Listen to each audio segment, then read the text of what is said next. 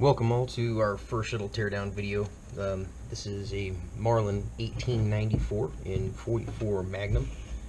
We're going to be taking this apart and cleaning it, giving it a good bath, scrubbing it down, removing some of the rust. You may be able to see that there on the barrel. We're going to get a lot of that stuff off there and not have to re-blue it or anything like that. Just clean the rust up, not damage any more of the finish. So let's so what we'll start doing here is we'll start by taking the buttstock off the gun. It's just one little screw comes out right there. I've already taken it out. I'm going to try and make these videos short by removing anything that, you know, unscrewing screws isn't entertaining, so we're going to toss all that crap out of the video. But buttstock comes off real easy. It just slides off the back end. So the next thing we're going to do right here is try and pull the mainspring and its retainer out of here so that we can get the rest of the parts without it all being under spring tension. And these are simple enough. You just take and remove, you can slide that off to the side and hold on to it because it is under spring tension, but it'll fall out. The spring and its retainer will fall out of this little groove right here, and that's easy enough when you put it back in. It's especially just being a 44 mag, it's a real short spring, so they'll go back in relatively easy. From then, what I'm going to start doing is I'm going to start pulling the side screws and locks and things like that, and then we'll move forward to the front barrel band here, and then the front fore-end plate, and we'll pull that off, and then the mag tube will come out, and the spring and the follower in the mag tube and all of that. So let me get some of these screws out of here. I'll be right back. Okay, so what I've done is loosened up all the screws on the gun here, and what we'll have is your lever screw here, which I've loosened up here, and it'll pull out. One guy there, and we'll set that aside, and then the lever will come back, push the action, and it'll just slide right out. We'll set that aside, and with the hammer in the rear position, in the cock position, your bolt will slide right out the back there, come out.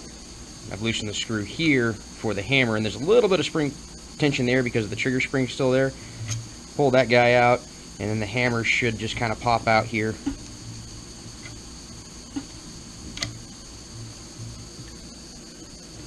Make a liar out of me.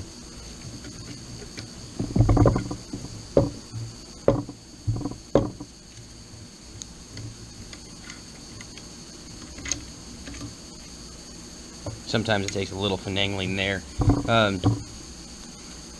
The other screws, that screw is going to retain the locking block up in here, and this smaller screw is actually for the dust cover for the shells here. I'll pull those out here. There's a small spring in here.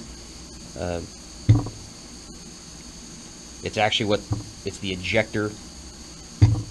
This little flat spring here is the ejector. It's what actually kicks the casings out when they're extracted from the barrel. So let me get these other two screws loosened up here, and I'll show you how all that stuff comes out. Okay, so we took that big long screw out there, and another thing I forgot to mention too, there's a screw on the bottom side here for this plate that houses the trigger and the pin for the lever. You have to take another small screw out on the left side of the gun here as well, and then that will just pop right out of there like so, and you'll have that. That's, unless you really want to get into it, that's about as far as you'll ever really need to take any of that down. I wouldn't mess with knocking the pins and the trigger and all that stuff. These little parts can get lost or misplaced real easy, so I just leave that there if you're just taking it down to clean it real good, which is what we're doing. And then after that, you'll have your locking block, which will just slide right out, and you'll get your lever or elevator or cartridge elevator there, and that'll come right out. And that's about it for all the action stuff there. Realistically, you could just, you know, as far as a field cleaning, that's all you really need to do. Scrub the bore out without anything in your way there. You can get in here and clean up your action parts and all your internals that were left. I'm going to go ahead and I'm going to take the mag tube out of here, so let me get those screws loosened up, and I'll show you how that's done. Okay, so I've got the screws up front here, and there's actually 3 of them that on this particular gun you'll have to take out. There's one on this side here. You turn it over, there's a similar one on this side, and there's a third one up at the front here that retains the end cap for the mag tube and keeps the spring inside. So once that screw comes out, you got to be careful so that the spring doesn't launch this and itself across the room. And then the follower, you can just dump the follower out behind it. And then once those screws are out, you can just wiggle this magazine tube and it'll slide right out of there. And you can get in there and clean that if you need to. After that, these barrel band, you just swivel it so that that back up top there, and that'll slide right over that front sight, and you can stick it in the rest of your parts here. The front sight is just a couple of screws if you want to take that off. I never really do. You know, it could affect zero, but there's really nothing you can do under there than maybe clean a little bit of stuff out. From there, that handguard end plate will just come right off there. And you can see that there's rust and stuff under the bottom of that thing, so you get in there and you can clean that and oil it and make sure it doesn't get any worse. And then the fore end just tilts a little bit and it slides right out of the back. And then now you have everything pretty much but the sights and the barrel come off of that. Again, I didn't, the gate here for feeding the magazine, the rounds into the magazine, I generally don't take that out. It's kind of a pain in the butt sometimes to get in because it's a big long flat spring basically, and the screw is the only thing that retains it. So you have to get up underneath there and hold it with your hands and put some pretty significant pressure and put the screw back in. You can use like a small clamp or something if you needed to, but it's really easy to get under there and clean, especially with the big sonic cleaner that I have here. And you'll probably see that here in a little bit. That's what's running in the background. If you can hear that buzz, I don't know. But this thing's completely disassembled now as far as I'm going to take it down. And what I'll do is I'm going to go ahead and I'm going to use some, good old Hoppy's number 9 and get in here and scrub the bore real good before I put it in the sonic cleaner. And I'll kind of show you how I get it situated in the sonic cleaner and that process here in a minute. A quick note too, I don't know if you noticed, but I've got 4 or 5 different screwdriver bits here. And they're all different sizes and different blade widths. And all the screwdrivers that we use are gunsmith specific screwdrivers. They're hollow ground, so they have flats on them here at the tips. They're not like your mechanic screwdrivers where they're just a straight wedge down. And we'll notice people that have taken their guns apart that usually use those kind of like craftsman screwdrivers and stuff, and it boogers the screws up because it's not engaging the entire slot like it's supposed to, and that's usually what tears gun screws up, is somebody using the incorrect screwdrivers. So they make all these things to fit specific widths of screws.